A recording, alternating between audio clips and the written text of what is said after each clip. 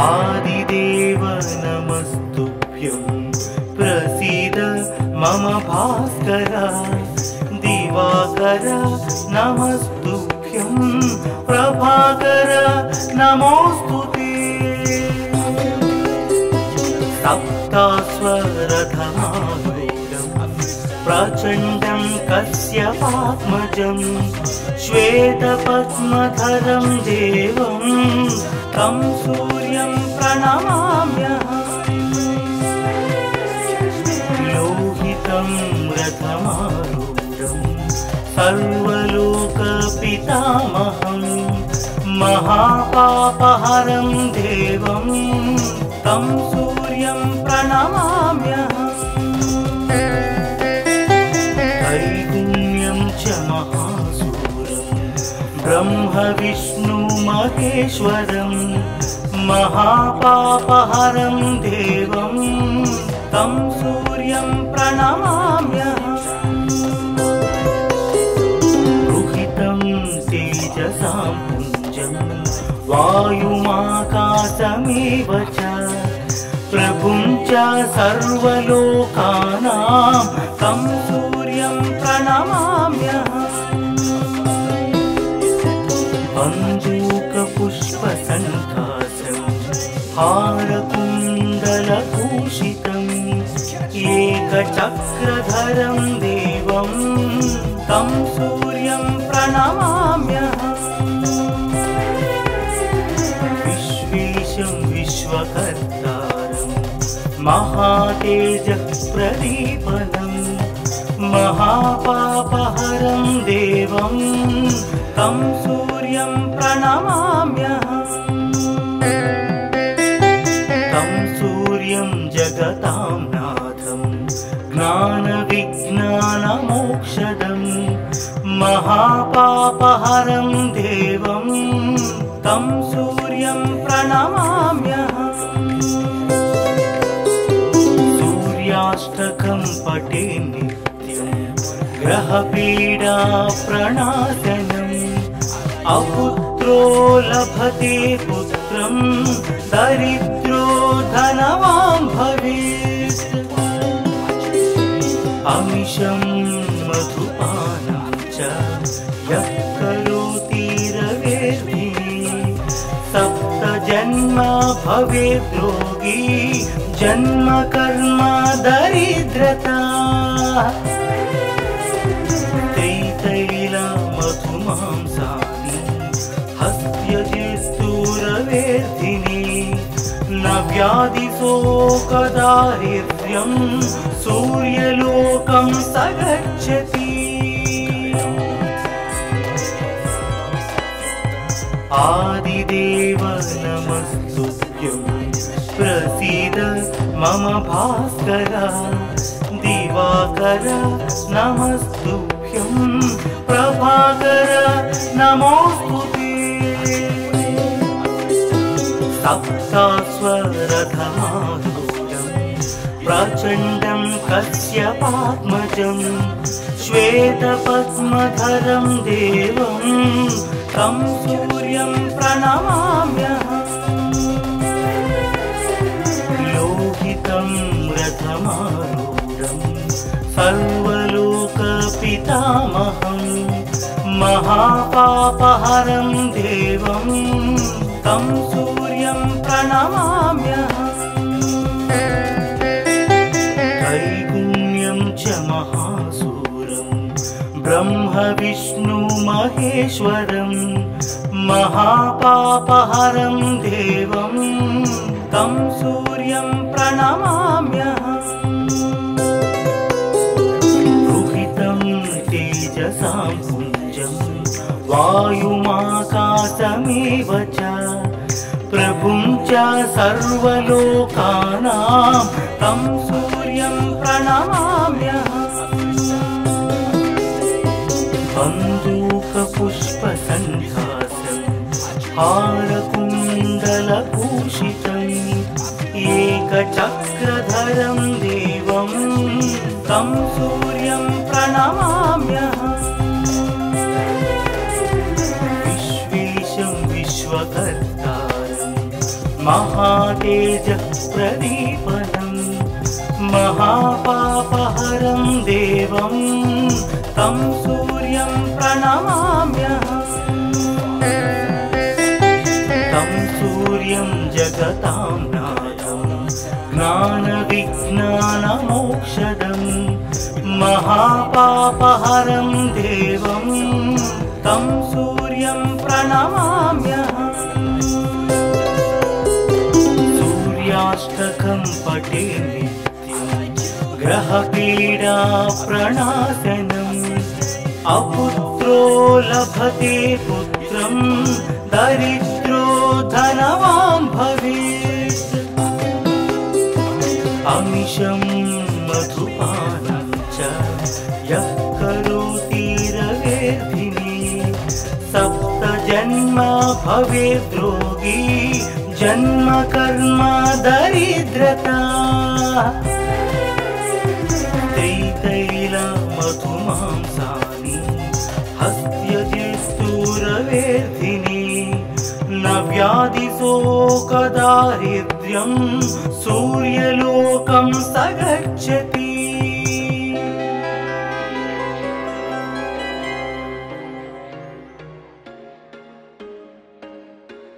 There was once a day that I would pray for you. I'd go and misbehave just so you know. आदिदेव नमस्तुभ्यं प्रसीद मम भास्कर दिवाकर नमस्तुभ्यं प्रभाकर नमोस्तुते सप्तास्वरथमारूढं प्रचण्डं कश्यपात्मजं श्वेतपद्मधरं देवं तं सूर्यं प्रणमाम्यहम् लोहितं रथमारूढं सर्वलोकपितामहं महापापहरं देवं तं सूर्यं प्रणमाम्यहम् त्रैगुण्यं च महासूर्यं ब्रह्म विष्णु महेश्वरं महापापहरं देवं तं सूर्यं प्रणमाम्यहम् रुहितं तेजसां पुञ्जं वायुमाकाशमेव च प्रभुं च सर्वलोकानां तं सूर्यं प्रणमाम्यहम् बन्दूकपुष्पसङ्काशं हारकुण्डलभूषितम् एकचक्रधरं देवं तं सूर्यं प्रणमाम्यहम् विश्वेशं विश्वकर्तारं महातेजः प्रदीपनं महापापहरं देवं तं सूर्यं प्रणमाम्यहम् तं सूर्यं जगतां नाथं ज्ञानविज्ञानमोक्षदं महापापहरं देवं तं सूर्यं प्रणमाम्यहम् सूर्याष्टकं पठे नित्यं ग्रहपीडा प्रणाशनम् अपुत्रो लभते पुत्रं दरिद्रो धनवान् भवेत् अमिषं मधुपानं च यः करोति रवेर्धिनी सप्त जन्म भवेत् रोगी जन्म कर्म दरिद्रता त्रितैल मधुमांसानि हस्त्यजिस्तूरवेर्धिनी न व्याधिशोकदारिद्र्यं सूर्यलोकं स गच्छति आदिदेव नमस्तुभ्यं प्रसीद मम भास्कर दिवाकर दिवाकर नमस्तुभ्यं प्रभाकर नमोस्तुते सप्तास्वरधमारूढं प्रचण्डं कश्यपात्मजं श्वेतपद्मधरं देवं तं सूर्यं प्रणमाम्यहम् लोहितं रथमारूढं सर्वलोकपितामहं महापापहरं देवं तं सूर्यं प्रणमाम्यहम् त्रैगुण्यं च महासूरं ब्रह्म विष्णु महेश्वरं महापापहरं देवं तं सूर्यं प्रणमाम्यहम् रुहितं तेजसां पुञ्जं वायुमाकाशमेव च प्रभुं च सर्वलोकानां तं सूर्यं प्रणमाम्यहम् बन्दूकपुष्पसङ्कासं हारकुण्डलभूषितम् एकचक्रधरं देवं तं सूर्यं प्रणमाम्यहम् विश्वेशं विश्वकर्तारं महातेजः प्रदीपनं महापापहरं देवं तं सूर्यं प्रणमाम्यहम् तं सूर्यं जगतां नाथं ज्ञानविज्ञानमोक्षदं महापापहरं देवं तं सूर्यं प्रणमाम्यहम् सूर्याष्टकं पठे नित्यं ग्रहपीडा प्रणाशनम् अपुत्रो लभते पुत्रं दरिद्रो धनवान् भवेत् अमिषं मधुपानं च यः करोति रवेर्धिनी सप्तजन्म भवेद्रोगी जन्म कर्म दरिद्रता त्रितैलमधुमांसानि हस्त्यजिस्तुरवेर्धिनी न व्याधिशोकदारिद्र्यं सूर्यलोकं स गच्छति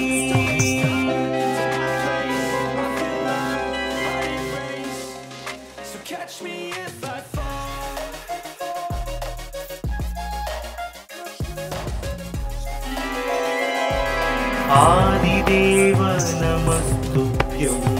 प्रसीद मम भास्कर दिवाकर नमस्तुभ्यं प्रभाकर नमोस्तुते सप्तास्वरधमारूढं प्रचण्डं कश्यपात्मजं श्वेतपद्मधरं देवं तं सूर्यं प्रणमाम्यहम् लोहितं रथमारूढं सर्वलोकपितामहं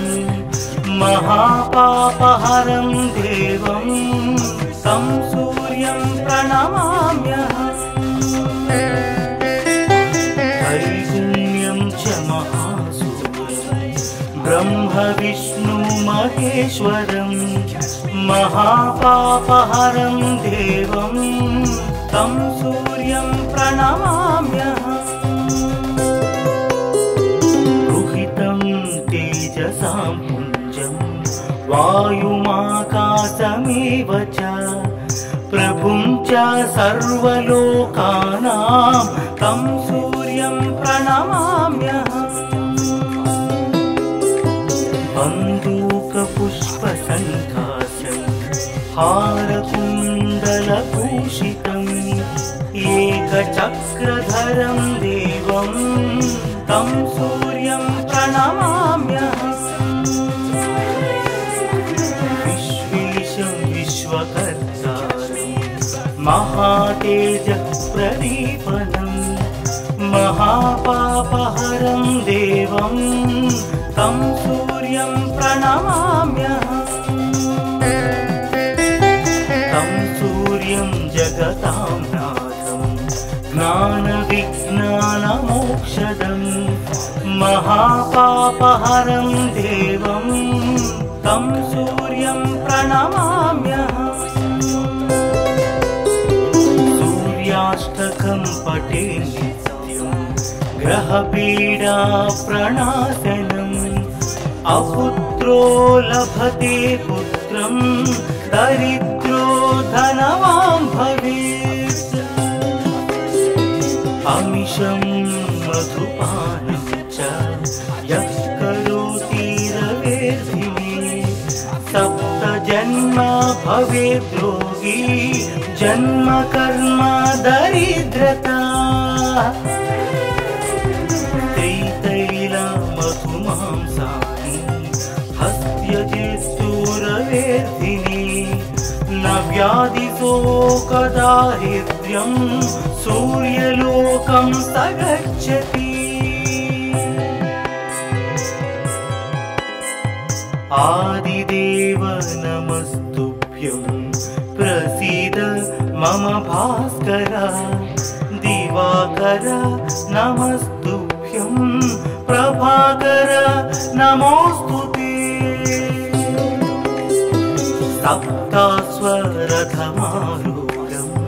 प्रचण्डं कश्यपात्मजं श्वेतपद्मधरं देवं तं सूर्यं प्रणमाम्यहम् लोहितं रथमारूढं सर्वलोकपितामहं महापापहरं देवं तं सूर्यं प्रणमाम्यहम् त्रैगुण्यं च महासूरं ब्रह्म विष्णु महेश्वरं महापापहरं देवं तं सूर्यं प्रणमाम्यहम् रुहितं तेजसां पुञ्जं वायुमाकाशमेव च प्रभुं च सर्वलोकानां तं सूर्यं प्रणमाम्यहम् बन्दूकपुष्पसङ्काशं हारकुण्डलभूषितम् एकचक्रधरं देवं तं सूर्यं प्रणमाम्यहम् विश्वेशं विश्वकर्तारं महातेजप्रदीपनं महापापहरं देवं तं सूर्यं प्रणमाम्यहम् तं सूर्यं जगतां नाथं ज्ञानविज्ञानमोक्षदम् महापापहरं देवं तं सूर्यं प्रणमाम्यहम् सूर्याष्टकं पठे नित्यं ग्रहपीडा प्रणाशनम् अपुत्रो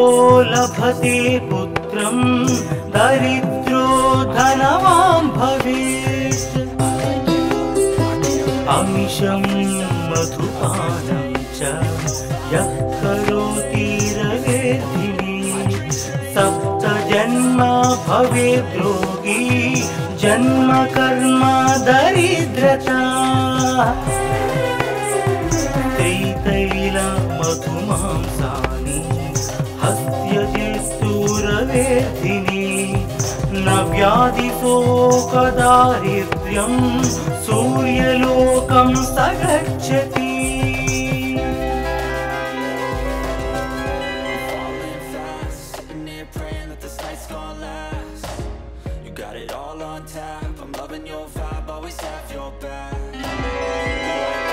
आदिदेव नमस्तुभ्यं प्रसीद मम भास्कर दिवाकर नमस्तुभ्यं प्रभाकर नमोस्तुते सप्तास्वरथमारूढं प्रचण्डं कश्यपात्मजं श्वेतपद्मधरं देवं तं सूर्यं प्रणमाम्यहम् लोहितं रथमारूढं सर्वलोकपितामहं महापापहरं देवं तं सूर्यं प्रणमाम्यहम् त्रैगुण्यं च महासूरं ब्रह्म विष्णु महेश्वरं महापापहरं देवं तं सूर्यं प्रणमाम्यहम् रुहितं तेजसां पुञ्जं वायुमाकाशमेव च प्रभुं च सर्वलोकानां तं सूर्यं प्रणमाम्यहम् बन्दूकपुष्पसङ्कासं हारकुण्डलभूषितम् एकचक्रधरं देवं तं सूर्यं प्रणमाम्यहम् विश्वेशं विश्वकर्तारं महातेजः प्रदीपनं महापापहरं देवं तं सूर्यं प्रणमाम्यहम् तं सूर्यं जगतां नाथं ज्ञानविज्ञानमोक्षदं महापापहरं देवं तं सूर्यं प्रणमाम्यहम् सूर्याष्टकं पठे नित्यं ग्रहपीडा प्रणाशनम् अपुत्रो लभते पुत्रं दरिद्रो धनवान् भवेत् अमिषं मधुपानं च यः करोति रवेर्धिने सप्तजन्म भवेत् रोगी जन्म कर्म दरिद्रता त्रितैला मधुमांसानि हस्त्यजिस्तुरवेर्धिने न व्याधिशोकदारिद्र्यं सूर्यलोकं स गच्छति आदिदेव नमस्तुभ्यं प्रसीद मम भास्कर दिवाकर नमस्तुभ्यं प्रभाकर नमोस्तुते सप्तास्वरथमारूढं प्रचण्डं कश्यपात्मजं श्वेतपद्मधरं देवं तं सूर्यं प्रणमाम्यहम् लोहितं रथमारूढं सर्वलोकपितामहं महापापहरं देवं तं सूर्यं प्रणमाम्यहम् त्रैगुण्यं च महासूरं ब्रह्म विष्णु महेश्वरं महापापहरं देवं तं सूर्यं प्रणमाम्यहम् रुहितं तेजसां पुञ्जं वायुमाकाशमेव च प्रभुं च सर्वलोकानां तं सूर्यं प्रणमाम्यहम् बन्दूकपुष्पसङ्कासं हारकुण्डलभूषितम् एकचक्रधरं देवं तं सूर्यं प्रणमाम्यहम् विश्वेशं विश्वकर्तारं महातेजः प्रदीपनं महापापहरं देवं तं सूर्यं प्रणमाम्यहम् जगतां नाथं ज्ञानविज्ञानमोक्षदं महापापहरं देवं तं सूर्यं प्रणमाम्यहम्। सूर्याष्टकं पठे नित्यं ग्रहपीडा प्रणाशनम् अपुत्रो लभते पुत्रं दरिद्रो धनवान् भवेत्। अमिषं मधुपानं च यः करोति रवेर्धिने सप्त जन्म भवेद्रोगी जन्म कर्म दरिद्रता। त्रितैल मधुमांसानि हस्त्यजित्तुरवेर्धिने न व्याधिशोकदारिद्र्यं सूर्यलोकं स गच्छति।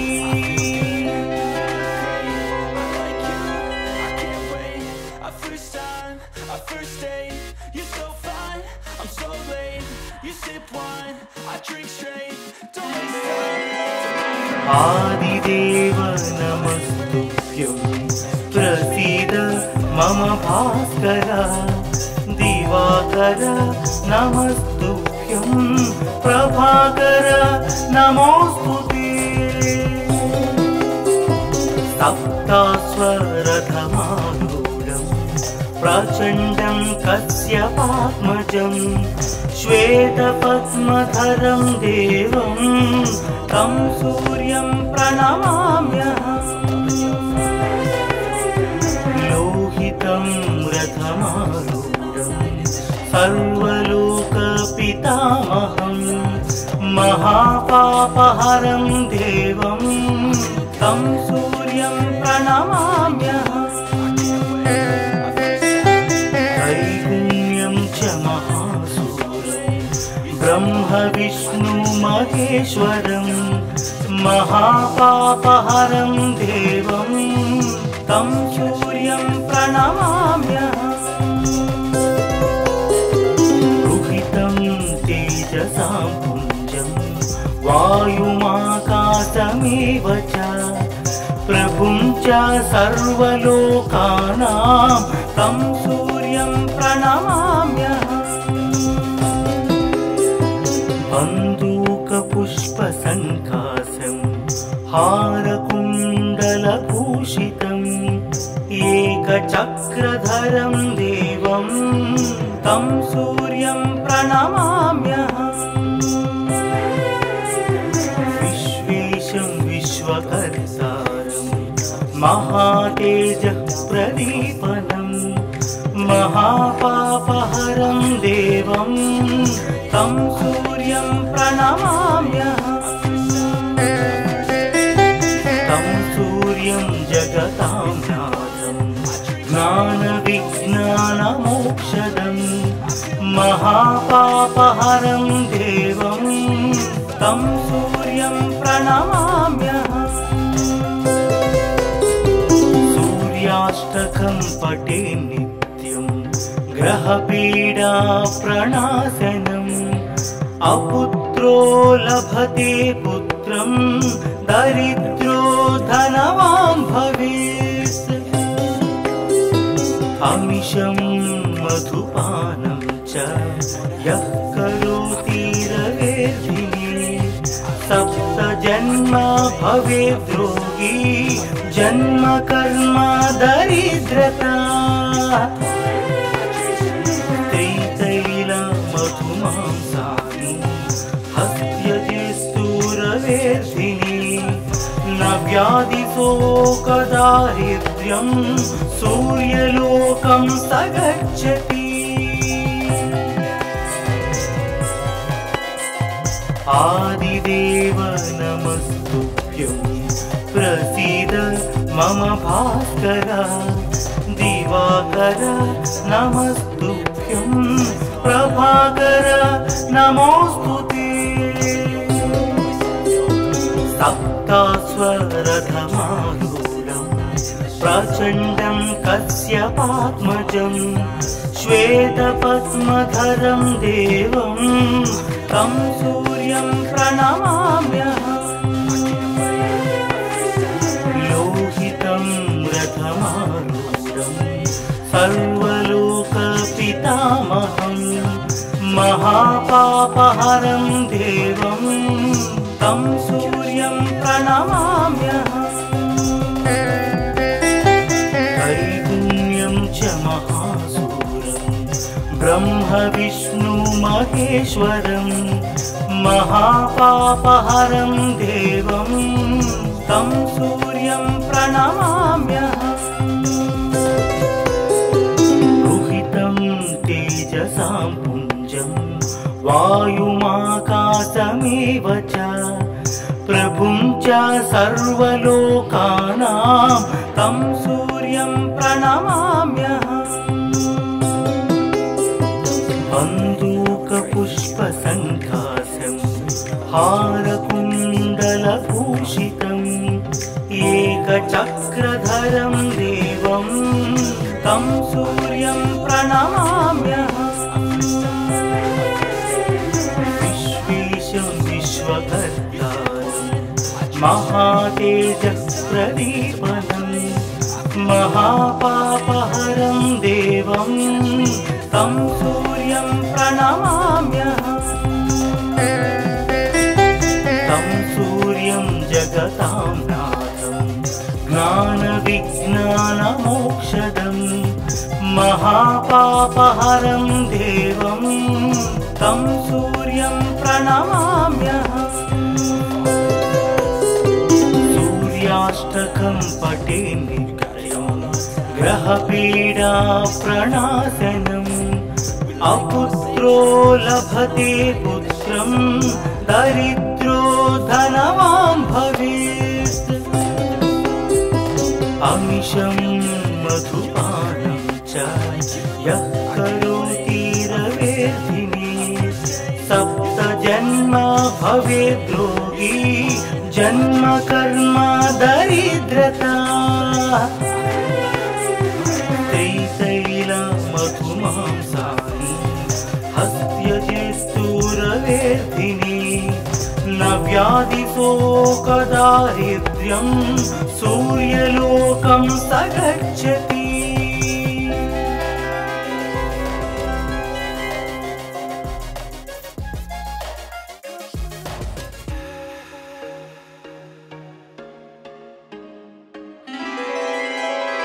आदिदेव नमस्तुभ्यं प्रसीद मम भास्कर दिवाकर नमस्तुभ्यं प्रभाकर नमोस्तुते सप्तास्वरथमारूढं प्रचण्डं कश्यपात्मजं श्वेतपद्मधरं देवं तं सूर्यं प्रणमाम्यहम् लोहितं रथमारूढं सर्वलोकपितामहं महापापहरं देवं तं सूर्यं प्रणमाम्यहम् त्रैगुण्यं च महासूरं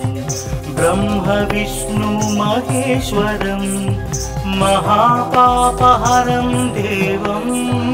तं सूर्यं प्रणमाम्यहम् रुहितं तेजसां पुञ्जं वायुमाकाशमेव च प्रभुं च सर्वलोकानां तं सूर्यं प्रणमाम्यहम् बन्दूकपुष्पसङ्काशं हारकुण्डलभूषितम् एकचक्रधरं देवं तं सूर्यं प्रणमाम्यहम् विश्वेशं विश्वकर्तारं महातेजः प्रदीपनं महापापहरं देवं तं सूर्यं प्रणमाम्यहम्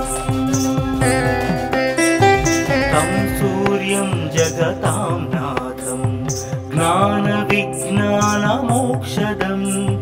महापापहरं देवं तं सूर्यं प्रणमाम्यहम्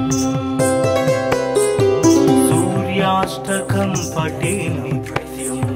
ग्रहपीडा प्रणाशनम् अपुत्रो लभते पुत्रं दरिद्रो धनवान् भवेत् अमिषं मधुपानं च यः करोति रवेर्धिने सप्त जन्म भवेत् रोगी जन्म कर्म दरिद्रता त्रितैल मधुमांसानि हस्त्यजेस्तुरवेर्धिने न व्याधिशोकदारिद्र्यं सूर्यलोकं स गच्छति आदिदेव नमस्तुभ्यं प्रसीद मम भास्कर दिवाकर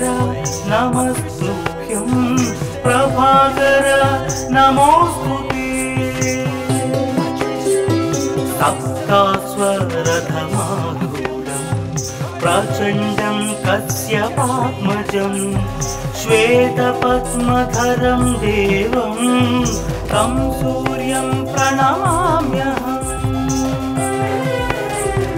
लोहितं रथमारूढं सर्वलोकपितामहं महापापहरं देवं तं सूर्यं प्रणमाम्यहम् त्रैगुण्यं च महासूर्यं ब्रह्म विष्णु महेश्वरं महापापहरं देवं तं सूर्यं प्रणमाम्यहम् रुहितं तेजसां पुञ्जं वायुमाकाशमेव च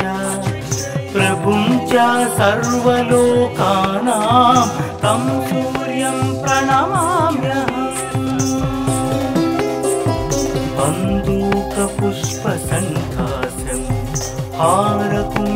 हारकुण्डलभूषितम् एकचक्रधरं देवं तं सूर्यं प्रणमाम्यहम् विश्वेशं विश्वकर्तारं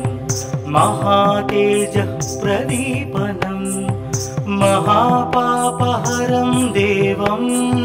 तं सूर्यं प्रणमाम्यहम् तं सूर्यं जगतां नाथं ज्ञानविज्ञानमोक्षदं महापापहरं देवं तं सूर्यं प्रणमाम्यहम् सूर्याष्टकं पठे नित्यं ग्रहपीडा प्रणाशनम् अपुत्रो लभते पुत्रं दरिद्रो धनवान् भवेत् अमिषं मधुपानं च यः करोति रवेर्धिने सप्त जन्म भवेत् रोगी जन्म कर्म दरिद्रता त्रितैल मधुमांसानि हस्त्यजेस्तुरवेर्धिने न व्याधिशोकदारिद्र्यं सूर्यलोकं स गच्छति